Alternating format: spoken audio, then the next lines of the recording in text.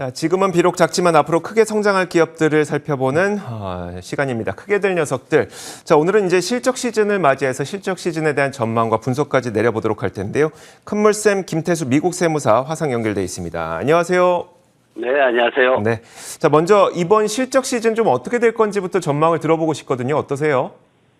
네, 일단 지금 현재 그 실적이 어떻게 진행돼 왔는지를 보면은 2019년도에 실적이 안 좋았죠. 예상치보다도 못한 실적들을 내놨어요. 그리고 나서 2020년도에 팬데믹 기간 동안 이제 마이너스를 보였죠. 그러다가 이제 이번에 가장 낮게 한 4.5%까지 지금 예상치가 나오고 있는데, 이게 2주 전만 하더라도 4월달 시작될 때만 하더라도 4.7%였는데 또 낮아졌어요. 그리고 1월달에는 5%대였거든요. 뭐 어떤 기관에 따라서는 6%까지 보긴 했지만은 지금은 4%로 이 4% 구간으로 다 떨어져 있는 그런 모습입니다.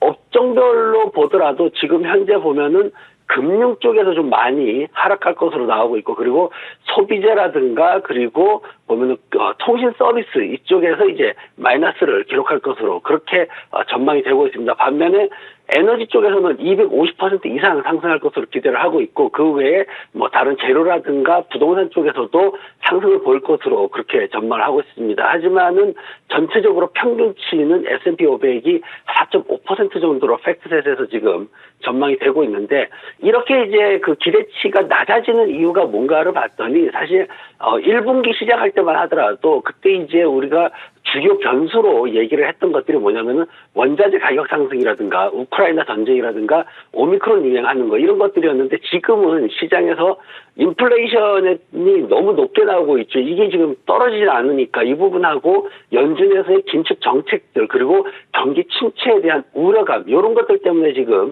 시장은 좀 어려운 국면으로 그렇게 진행이 되고 있는 상황입니다. 그래서 지금 현재 이런 상황들을 어떻게 좀 봐야 될까를 좀 생각을 해봤는데, 이제 침체라는 그 단어에 우리가 너무 집중하다 보니까 더 어려워지는 것 같아요. 실질적으로 침체라는 거는 자주 오지 않거든요. 뭐냐면 세계전쟁이라든가, 아니 세계전쟁 있고 그 이후에 대공황이라든가 아니면은 석유 파동이라든가 이런 것들이 이제 진짜 침체인데, 지금은 장기적인 성장 관점에서의 둔화, 요 정도에서 침체를 얘기하면은 좀 더 시장을 정확하게 볼 수가 있고, 침체라는 단어에 대해서만 너무 집중하면은 너무 비관적으로 흘러가지고 어쩌면 다시 재상승할 수 있는 그런 기회를 놓칠 수도 있을 것 같기 때문에, 그런 측면에서 좀 긍정적이었으면 좋겠다라는 그런 생각을 해봤습니다. 알겠습니다. 뭐 이렇게 좀 길게 보면은 좋게 보더라도, 그러니까 그런 식의 이제 시각을 갖는다고 하더라도, 자, 아무래도 요즘에 이제 워낙 그 실적 전망치들이 낮아지고 있다 보니까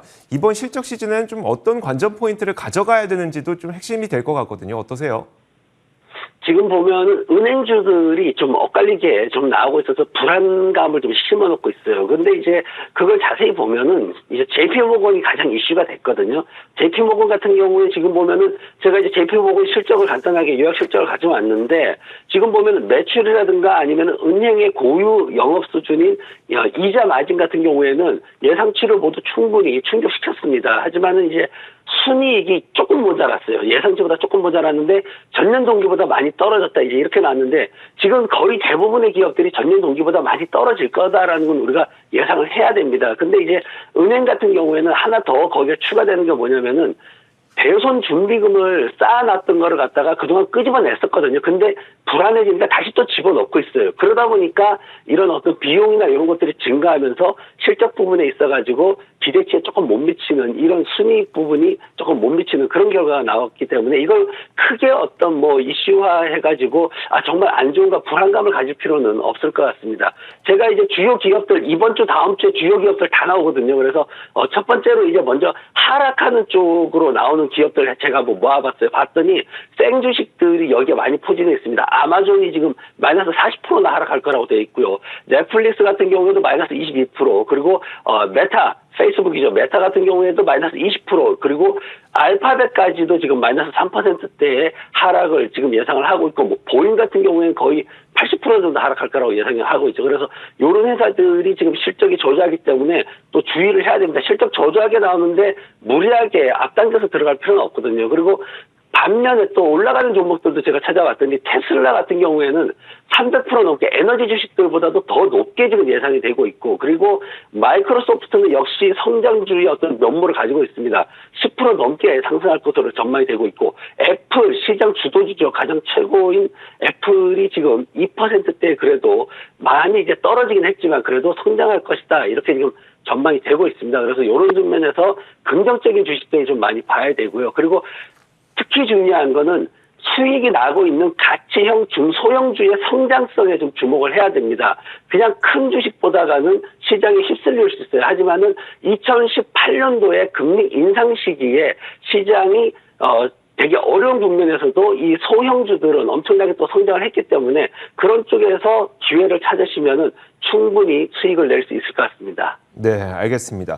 자, 한 가지 뭐 간략하게 궁금한 게요. 이번 실적 시즌이 실적에 저조할 것 같은 기업이 있고 이제 좋을 것 같은 기업들을 분류해 주셨잖아요. 이게 또 근데 네. 눈높이보다 높으면 또 좋은 주가 흐름도 나타나기도 하고 이런 것들은 좀 어떻게 대응을 해야 돼요? 어쨌든 이제 계속해서 지금 실적 시즌마다 나오는 얘기인데 지금 현재 상황에서 어쨌든 기대치는 충족을 해줘야 됩니다.